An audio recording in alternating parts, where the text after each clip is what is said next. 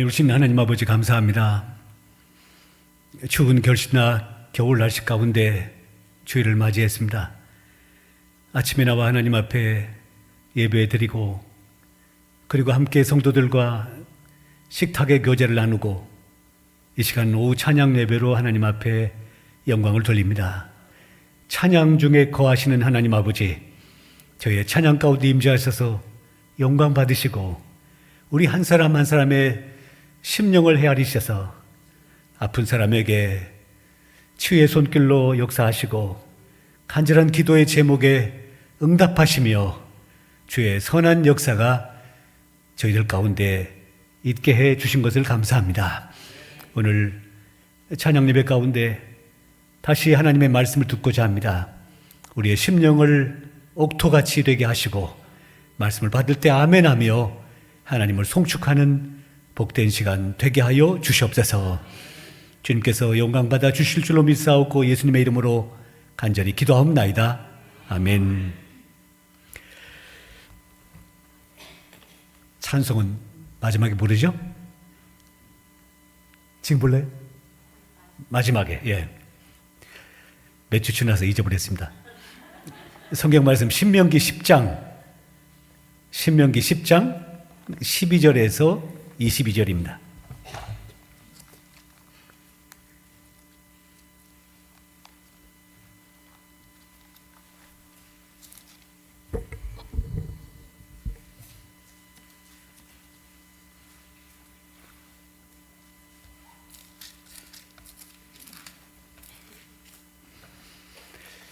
신명기 10장 12절에서 22절까지 우리 교독하겠습니다. 제가 한 절 읽으면 여러분 한 절 읽으시고 이렇게 하겠습니다. 사셨죠? 이스라엘아, 내 하나님 여호와께서 내게 요구하시는 것이 무엇이냐? 곧 내 하나님 여호와를 경외하며 그의 모든 도를 행하고 그를 사랑하며 마음을 다하고 뜻을 다하여 내 하나님 여호와를 섬기고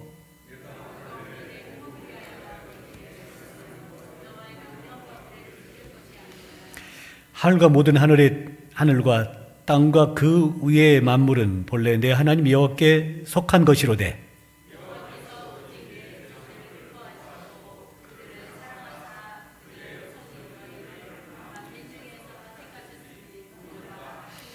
그러므로 너희는 마음에 할 일을 행하고 다시는 목을 곧게 하지 말라.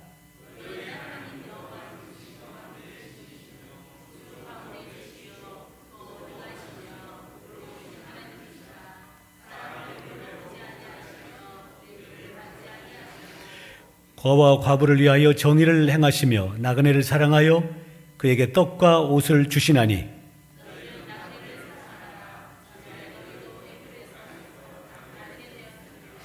내 하나님 여호와를 경외하여 그를 섬기며 그에게 의지하고 그의 이름으로 맹세하라.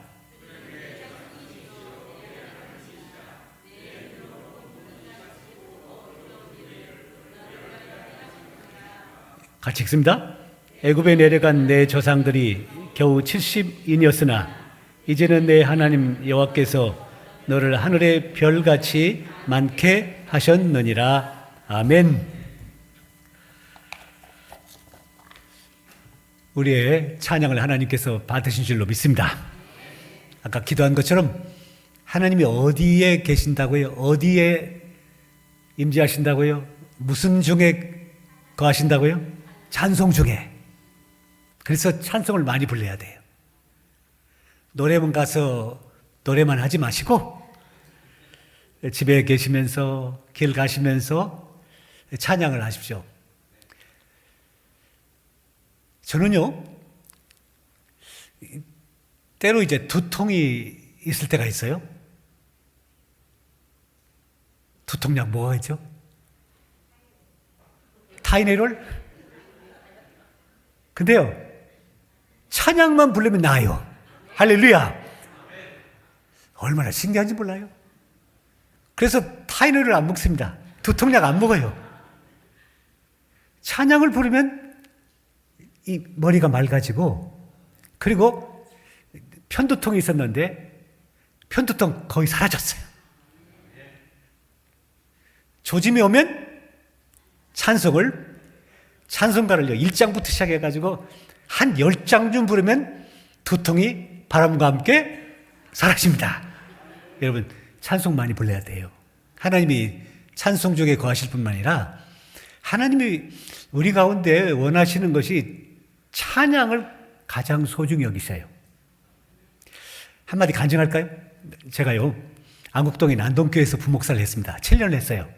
거기 이제 권사님이 있었는데 그 권사님이 신촌 세브란스 병원에 암 전문의원 6사람 가운데 한 사람이었어요. 근데 이분이 유방암에 걸렸어요. 당신이 암 전문의원들이 암 의사 선생님이 많아요. 근데 그 중에 6사람 가운데 한 분이었어요. 근데 당신이 덜컥 걸린 거예요. 그래서 신촌 세브란스 병원에서 이제 암 수술 2번 받았어요. 전이가 됐어요. 안 나왔어요. 그래서 이제 당신 친구가 미국에 있는데, 미국에 유명한 대학병원에 있는데, 거기 와서 수술 받아라는 겁니다. 그래서 그 병원을 갈까 하다가 이 권사님이 작정을 했어요. 내가 죽어도 성경 읽어보니까 하나님 앞에 가면 하나님 앞에 가서도 천국에서도 계속 갈 수 있는 것이 뭐냐를 성경을 찾아보니까 이게 찬양이에요. 그래서 그때부터 당신 항암을 하시면서 찬양대 와가지고 비틀비틀거리면서 찬양대 대원을 하십니다. 그때 안동교회 그때가 80주년이었어요. 교회 오페라를 했습니다. 아마 한국교회 최초로 교회 오페라를 했을 겁니다. 그 당시 3천만 원을 들여가지고요. 그때 1980년 후반입니다. 3천만 원을 들여가지고 교회 오페라를 했어요. 스위스, 이제, 오스트리아에서 오신 분이 이제 지휘하고 이제 했는데, 이분이 투병하면서, 항암하면서 와가지고 찬양돼서, 누가 보기에 조금만 건드려도 넘어질 만한 이런 분이었어요. 근데 그때 죽어도 찬양하면서 죽겠다고. 오페라를 잘 마쳤어요. 이제 병원에서 얘기한 기한이 지났어요. 근데 안 죽는 거예요. 제가 금년 초에 만났어요.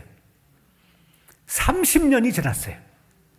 지금도 건강하게 살아계십니다. 할렐루야. 찬양 많이 하세요. 자, 오늘 본문의 말씀을 통해서 제목을 한번 우리 따라서 해보시겠습니까? 우리가 행복하기를 바라시는 하나님. 미국에서 유명한 대학이라고 하면 여러 대학이 있습니다만 아마 하버드 대학이 제일 유명한 대학이라고 할 수 있을 것입니다. 거기에 유명한 교수가 어떤 분일까요? 물론 과마다 다 달라요. 인문사회과학 교수 가운데 유명한 분이 있고, 그 다음에 자연과학 가운데 유명한 교수가 있고, 그리고 뭐 의과대학 가운데 유명한 교수가 있고, 그 다음에 뭐 또 자연과학도 있고, 뭐 또 공대도 있고, 여러 분야별로 유명한 선생님이 있는데요. 2006년도 통계입니다. 그 해에 하버드 대학 학부 학생들 가운데서 제일 많은 학생들이 들은 과목과 선생님이 있어요. 누구시겠어요? 탈벤 샤하르 교수라는 분입니다. 탈벤 샤하르. 이분이 행복학이라고 하는 강의를 했어요. 근데 2002년도에는 이 강의를 시작하자 8명이 수강했어요. 2003년에는 380명이 수강했고 2006년도에는 855명이 수강했습니다. 자, 855명. 이거 얼마 안 되죠? 그러겠습니다만은 하버드 대학 2006년도에 학부 학생들의 전체 수가 6,500명입니다. 그러면 6,500명 가운데 855명은 13%예요. 문과 학생만 들은 게 아니에요. 이과 학생도 들었어요. 예체능계 학생들도 들었어요. 가장 많은 학생들이 그 선생님의 행복학이라고 하는 과목을 들었습니다. 그 850명 가운데서 200여 명이 그 강의를 듣고 삶이 변화됐다고 그렇게 보고되어 있습니다. 오늘 말씀의 주제가 행복입니다. 그래서 설교 제목을 우리가 행복하기를 바라시는 하나님, 이런 제목으로 말씀을 함께 나누려고 합니다. 여러분, 이날 예배 시간에 행복하시고요. 그 축복이 가득하시고요. 앞으로도 행복하시고 축복이 가득한 복된 삶 되시기를 간절히 바랍니다. 제가 설교 준비하면서요, 행복이라는 단어가 해피입니다. 해피라는 단어를 구글 창에서 검색해 보니까요, 80억 개가 나옵니다. 네이버에 행복이라는 단어를 쳤더니 1억 6천만 개가 검색돼요. 그러니까 행복이라는 이 단어가, 해피라는 단어가 컴퓨터에 얼마나 많은 글이 올라와 있는지를 알게 됩니다. 그러면요, 그것은 무엇을 말해줍니까? 사람들이 그만큼 행복에 대해서 관심이 많다는 것을 말해줍니다. 다시 묻습니다. 왜 그렇게 행복에 관심이 많을까요? 지금 행복하기 때문에 80억 개 이런 글이 올라왔을까요? 아닙니다. 행복하지 못하기 때문입니다. 오늘 본문의 말씀을 통해서 한 3가지로 말씀을 정리하려고 합니다. 첫째는 행복이란 무엇인가? 입니다. 여러분, 행복이란 무엇입니까? 그러면요, 딱 뭐라고 정의하기가 좀 어렵습니다. 옛날 어른들 같으면 행복을 이렇게 정의합니다. 배부르고 등 따숩고 건강하면 그게 행복이죠 라고 말합니다. 우리가 여기서 생각할 점이 한 가지가 있습니다. 많은 사람들이 행복을 현재로 보지 아니하고 미래로 보고 있다는 점입니다. 자, 중고등학교 학생들에게 물었습니다. 행복하니? 아니요. 행복하잖아요. 그러면 언제 행복하지? 앞으로 좋은 대학에 들어가면 행복해질 것입니다. 그래요. 자, 좋은 대학에 들어갈 학생에게 묻습니다. 행복하죠? 아니요. 좋은 직장 들어가고 예쁜 여자하고 결혼하면 행복할 거예요 라고 말합니다. 그럼 좋은 대학에, 좋은 직장에 들어가고 그리고 이쁜 여자와 결혼한 남자에게 묻습니다. 행복하죠? 아니요. 승진하고 부자 되면 행복할 거예요 라고 말합니다. 도대체 언제 행복할 겁니까? 언제 행복할 거예요? 이런 생각들이 우리를 불행하게 만듭니다. 행복은 미래에 있는 것이 아니라 바로 현재에 있기 때문입니다. 예배드리는 이 시간이 가장 우리에게 행복한 줄로 믿습니다. 왜요? 전능하신 하나님을 만나지요. 죄 용서받지요. 그리고 새 힘 얻지요. 우리에게 필요한 은혜 주시지요. 이 모든 것이 바로 현재 이 시간 우리 가운데 하나님이 주시는 것이기 때문입니다. 여러분, 미래만이 아니라 현재도 행복하시기를 간절히 바랍니다. 행복을 영어로 해피니스라고 해요. 근데 이 말은 해픈이라는 말에서 나왔다고 그래요. 해픈이라는 말이 무슨 뜻입니까? 우연한 것, 우연히, 그런 말입니다. 그리고 이 세상의 행복은 우연히 어쩌다가 보니까 행복한 거예요. 일이 잘 풀려서, 기분이 좋아서, 그래서 행복을 느끼게 되는 것입니다. 그러나 성경이 말씀하고 있는 행복, 이 복은 이 세상적인 것과 달라요. 여러분, 축복을 뭐라고 불러요? 블레싱 그래요. 축복을 블레싱. 근데 이 말은 어디서 나왔냐면요, 영어에 블로드라는 말에서 나왔어요. 블로드가 뭐예요? 딱 찔르면 뭐가 나와요? 피요. 이게 피라는 단어에서 블레싱이라는 축복이라는 말이 나왔어요. 그러니까 성경적으로 해석한다고 한다면 주님께서 십자가에서 피 흘려 돌아가심으로 우리에게 그것이 축복이 되었다는 말입니다. 만약에 예수님의 피 흘리심이 없었다고 한다면 우리가 죄 용서 받지도 못했고 구원받지도 못했고 그리고 하나님의 자녀가 될 수가 없습니다. 하나님의 자녀가 되지 못했으면 하나님의 자녀로서의 풍성한 은혜를 누리면서 살 수도 없는 것입니다. 자, 이제 이 축복, 행복, 이것이 자명해졌습니다. 행복, 축복이 뭐라고요? 하나님의 자녀가 되어서 누리는 그 모든 것을 행복이요, 축복이라고 합니다. 다시요. 축복이란 무엇입니까? 행복이란 무엇입니까? 하나님의 자녀가 되어서 하나님의 자녀로서의 누리는 모든 축복을, 그것을 복이라고 하고 행복이라고 부르는 것입니다. 하나님의 자녀가 되면 우리가 누리는 그 축복, 행복이 그가 세 가지예요, 그게. 하나님의 자녀가 되면 우리가 누릴 수 있는 행복, 축복이 세 가지인데요. 첫째, 하나님을 우리의 아버지라고 부를 수 있게 됩니다. 하나님의 자녀니까 우리가 하나님의 자녀니까요. 유명한 사람이 우리의 먼 친척 좀 돼도요, 기분이 좋아요. 자랑하고 싶어요. 우리의 사돈네 발촌이 지금 저기 계신 높은 분이야 하고 얘기를 하고 자랑을 합니다. 그런데 전능하시고 역사를 주관장하시는 하나님이 우리의 아버지시니 얼마나 신나는 일입니까? 그 아버지께서 우리를 돌보시고 지켜주실 것이고 인도해 주시고 그리고 보살펴 주실 것입니다. 자녀들을 보살피지 않는 부모가 어디 있어요?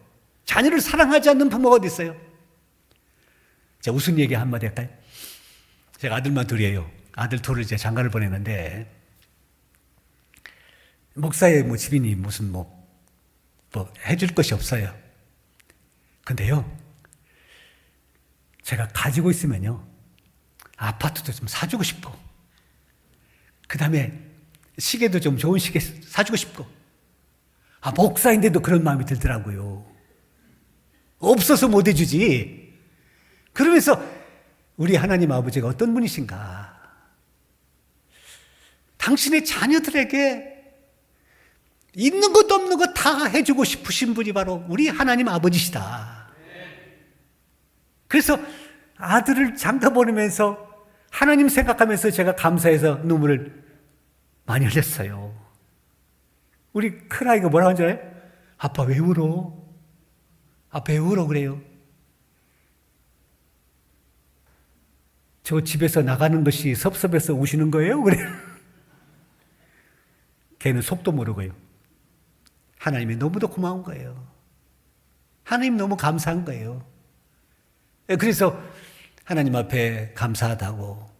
저는 가진 것이 별로 없어서 조금밖에 못 도와주고 그냥 전세 내보내지만 우리 하나님 아버지는 우리에게 당신의 사랑하는 아들 생명도 내주시고 그리고 부족해도 용서하시고 잘못해도 감싸주시고 넘어져도 일으켜주시고 지금까지 인도해 주신 그 하나님 아버지의 그 사랑을 생각하니까요, 너무도 고마운 거예요.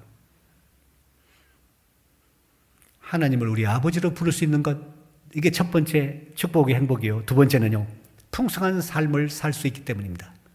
시편 1편 3절 보십시오. 그는 시냇가에 심은 나무가 철을 따라 열매를 맺으며 그 잎사귀가 마르지 아니함 같으니 그가 하는 모든 일이 다 형통하리로다. 세 번째, 천국에 들어갈 수 있는 은혜가 바로 우리의 행복의 세 번째 조건입니다. 이 땅에서 하나님 은혜로 살다가 이 땅을 떠나면 하나님은 우리를 영원한 천국으로 인도해 주실 것입니다.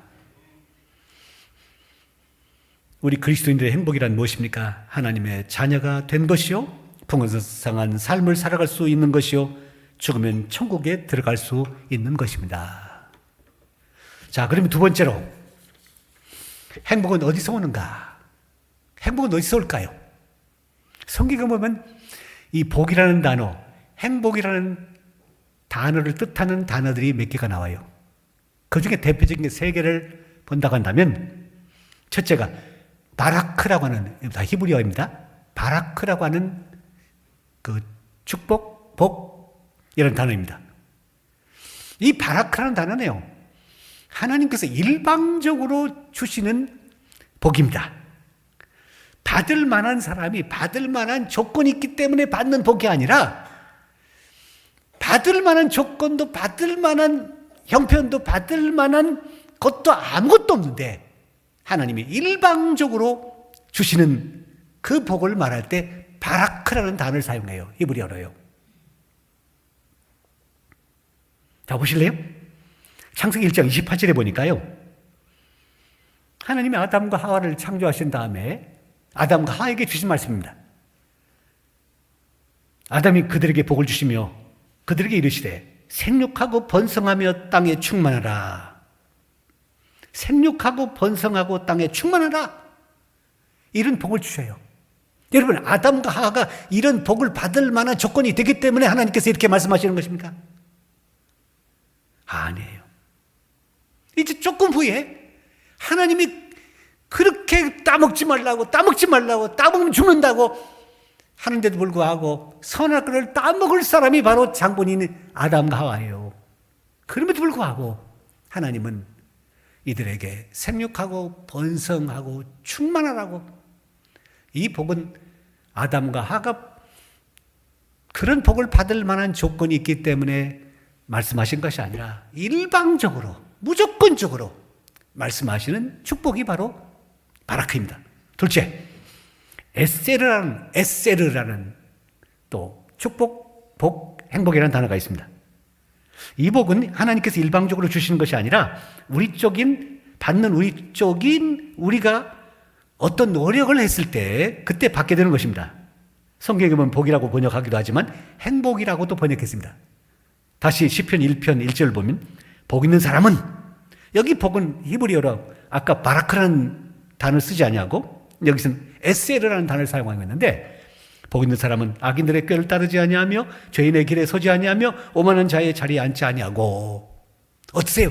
앞에 있는 그 바라크라는 단어와 지금 이 두 번째 에세르라는 단어가 달라요. 앞에 있는 것은 일방적으로 하나님 주시는 거예요. 하지만 이 두 번째 단어는 받는 우리가 더 하나님 앞에서 바르게 살면, 하나님의 말씀에 따라 살면 하나님이 더 부어주시는 복이 더 많다는 것입니다. 세 번째 단어는 토부라고 하는 단어입니다. 이 단어는 이제 축복, 복, 행복, 선하다, 아름답다 이렇게 번역할 수 있는 단어인데, 오늘 본문 신명기 10장 13절 말씀을 보겠습니다. 오늘 내가 오늘 내 행복을 위하여 내게 명하는 여호와의 명령과 규례를 지킬 것이 아니냐. 내가 오늘 네 행복을 위하여, 여기 행복이라는 단어가 이게 토브라는 히브리어를 사용하고 있는데, 이 행복이라는 단어는 아름답다, 귀하다, 선하다 이런 것입니다. 그러니까 하나님께서 우리에게 아름답고 귀하고 선하고 그리고 찬란하고 이런 것을 주고 싶어 하는데, 문제는 그 다음 이제 마지막 얘기입니다. 결국 이런 단어들 볼 때 여러분, 행복이라는 것은, 복이라는 것은, 축복이라는 것은 우리로부터, 세상으로부터 오는 것이 아니라 누구로부터 오신다고요? 누구로부터 온다고요? 하나님께로부터 오는 것입니다. 위로부터 오는 것입니다. 이제 마지막, 이제 세 번째입니다. 그러면 더 행복해지려면 어떻게 하면 더 행복해질까요? 조금 행복한 게 아니고요. 많이 행복하려면 여러분 조금 행복하게 사시지 마시고요. 많이 행복하게 사시길 바랍니다. 복을 조금 받고 살지 마시고요. 많이 받고 사시길 바랍니다. 어떻게 하면 그럴까요? 오늘 말씀해 보니까요, 13절 하나님께서 자녀된 우리에게 요구하시는 것들이 있습니다. 이런저런 말씀들을 지켜야 하는 것입니다. 왜 그런 말씀들을 지켜야 할까요? 13절입니다. 내가 오늘 내 행복을 위하여 내게 명하는 여호와의 명령과 규례를 지킬 것이 아니냐? 무슨 말입니까? 이런 규례와 명령과 말씀을 지키면 지금보다도 더 많은 행복과 더 많은 은혜와 더 많은 복을 누리면서 살게 된다라고 말씀하십니다. 우리 자녀도 그러잖아요. 아이가 잘해요. 그러면 먹여주고 입혀주고 기도해주고 뭐 온갖 다 했으니까 잘하는 건 당연한 일입니다. 그래도 잘하면요, 보너스 주잖아요. 하나님께서 우리가 일방적으로 하나님 주신 은혜 가운데 살고 있지만 감사하여 하나님 앞에 찬송하고 그리고 믿음으로 살고 그 말씀 따라 살려고 애쓰고, 그러면 하나님께서 우리에게 보너스에 또 보너스를 주시고 우리로 하여금 복을 누리면서, 더 축복을 누리면서 살게 하시는 분이 우리의 하나님 아버지십니다. 여기 이제 오늘 본문에 보니까 여호와를 경외하라, 그를 사랑하라, 마음과 뜻을 다해서 그를 섬기라, 마음의 할례를 행하라, 목을 곧게 하지 말라, 나그네 사랑하라. 이 7가지가 나오는데요. 구체적으로 7가지가 나오는데 그것을 2개로 요약한다고 한다면, 첫째, 하나님 사랑하라는 겁니다. 누구를 사랑하라고요? 하나님 사랑하라고요. 이런 글을 본 적이 있어요. 이제 어떤 목사님 얘기입니다. 내가 손녀를 사랑하는 것처럼 하나님을 그렇게 사랑하면 좋겠다라는 글입니다. 이분이 목사님인데 이번에 딸이 서울에 살다가 시집을 어디로 갔냐면 저 충남 계룡대가 있는 계룡시로 이사를 갔어요. 시집을 갔어요. 거기서 이제 그 외손녀를 낳았어요. 딸이 외손녀를. 딸이 외손녀를 낳는 게 아니죠. 이 목사님의 딸이 이제 딸을 낳았어요. 외손녀죠? 근데 이 손녀가 얼마나 예쁜지 모릅니다. 눈만 감아도 그냥 눈에 아른아른거립니다. 밖에 나가면 다 아이들이 당신의 외손녀같이 보여요. 교회 학교에 나오는 애기들 보면 다 당신의 외손녀같이 보입니다.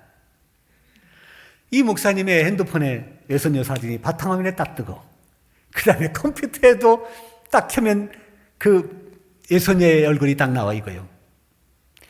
서울에서 계룡대까지 가는데 한 5시간 내지 6시간 걸린다고 그래요. 왕복이요? 근데요, 월요일 날 7시간만 나도 목사님이 계룡대로 간답니다. 그러면 7시간 남았으니까요. 오후하고 6시간이면 거기에 머물 수 있는 시간이 몇 시간이요? 1시간밖에 없어요. 1시간 보고 와도 6시간, 5시간을 운전해 갔다 와도 그렇게 좋다는 거예요. 누구 보러? 외손녀 보러요. 그뿐이 아닙니다. 이따가 외국에 나갔는데 가서 사서 사는 별로 사지 않는 성묘였다고 했는데 손녀가 생기자 손녀가 좋아하는 것들 이것저것 삽니다. 평소에 작은 가방 가지고 다녔는데 이제 큰 가방 가지고 다닌다는 거예요. 거기에 누구 거 사요? 손녀 것 사가지고 이렇게 다닌답니다. 손녀 욕을 하면 하늘에서 별도 따다 줄 수 있을 것 같다는 것입니다. 손녀 때문에 너무나도 행복하다는 것입니다. 무슨 말입니까? 손녀를 사랑한 결과 손녀도 행복하고 나도 행복하게 되었다는 말입니다. 사랑은 서로를 행복하게 만들어줍니다. 그 목사님의 기도입니다. 하나님, 저요 제 손녀 사랑하듯이 하나님 사랑할 수 있게 해주세요 라고 기도합니다.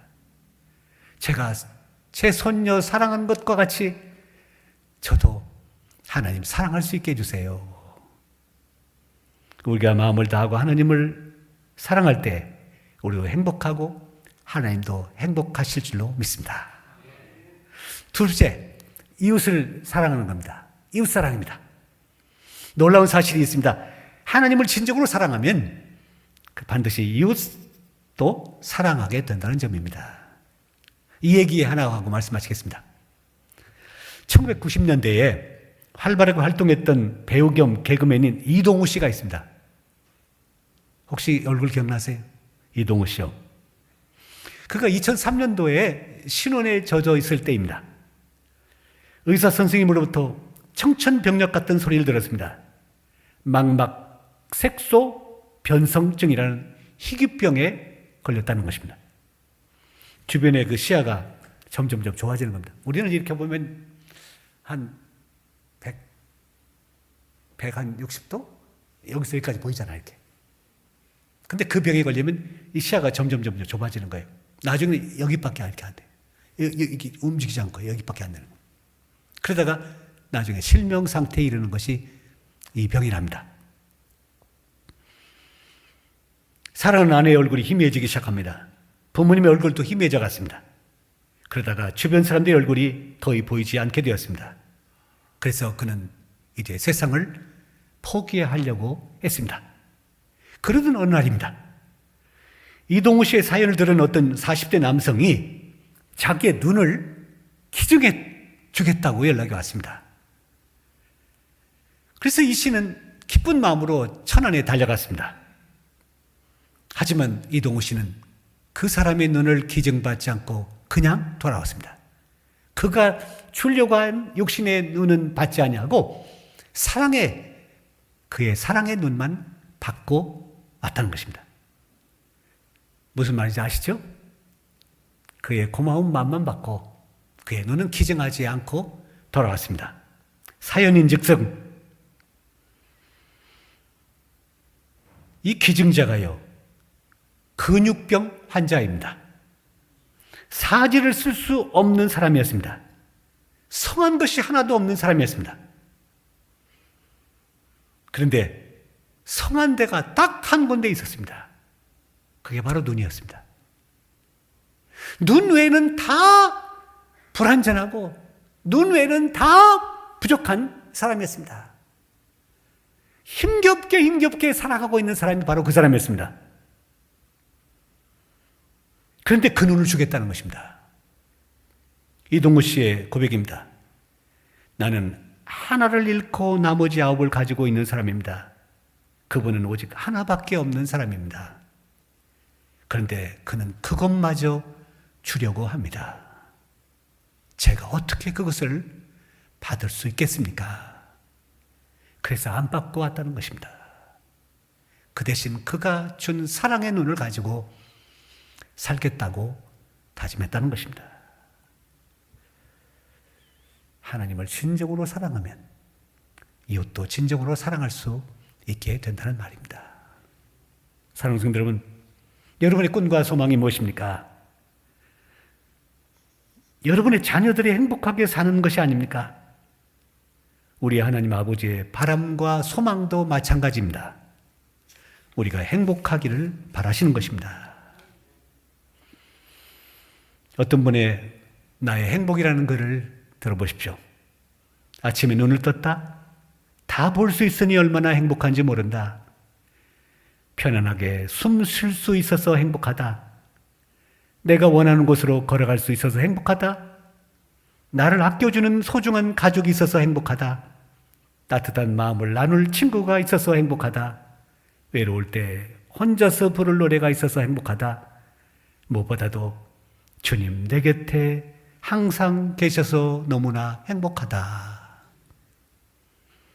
이게 바로 하나님의 자녀된 사람들의 행복인 것입니다. 여러분, 행복을 미래로 생각하지 마시고요.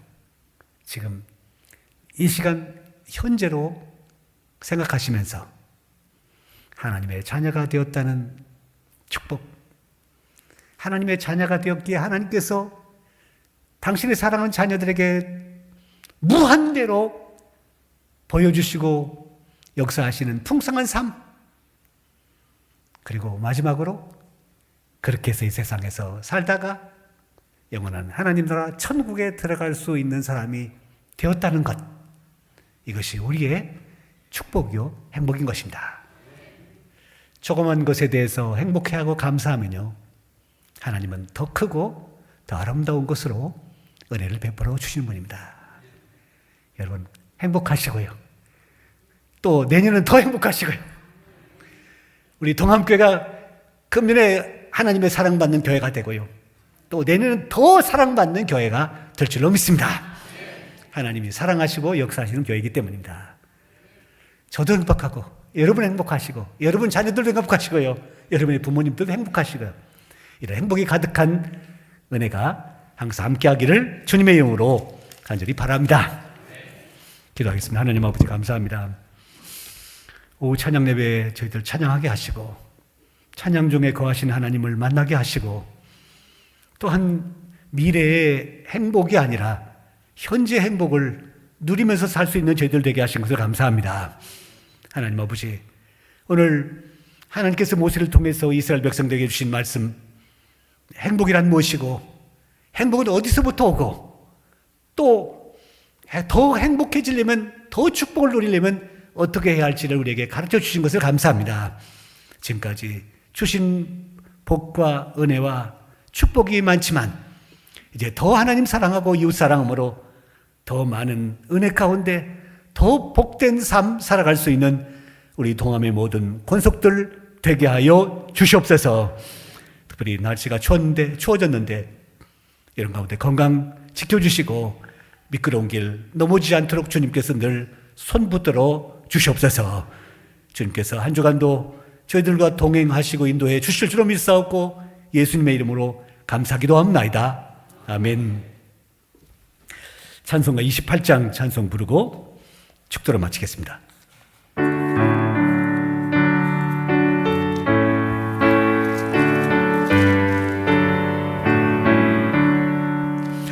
복의 근원 강림하사 찬송하게 하소서.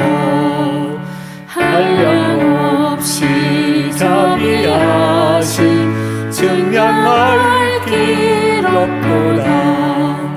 천사들의 찬송가를 나의 가르치소서. 구속하신 그 사랑을 항상 찬송합니다. 주의 크신 도움받아 이때까지 왔으니 이와 같이 천국에도 이르기를 바라네. 하나님의 품을 떠나 죄에 빠진 우리를 예수 구원하시려고 보혈을 주셨네. 주의 귀한 은혜 받고 일생 빚진 자 되네. 주의 은혜 사슬 대상 나를 주께 매소서. 우리 마음은 연약하여 범죄하기 쉬우니 하나님이 받으시고 천국 이르치소서. 아멘. 이제는 우리 주 예수 그리스도의 은혜와 하나님 아버지의 극진하신 사랑과 성령의 감동, 감화, 교통하심이 하나님의 자녀들이 행복하기를 원하시는 하나님을 말씀 가운데 찾으며 오늘도 일방적으로 부어주신 하나님의 은혜, 그리고 거기 응답해서 하나님의 계명을 따라 삶으로 더 풍성한 삶을 허락하시는 그 하나님을 바라보면서 하나님을 사랑하고 이웃사랑으로 살아가고자 다짐하는 우리 모든 도움의 권속들과 삶의 모든 현장 가운데 영원히 함께 없시기를 간절히 축원하옵나이다. 아멘.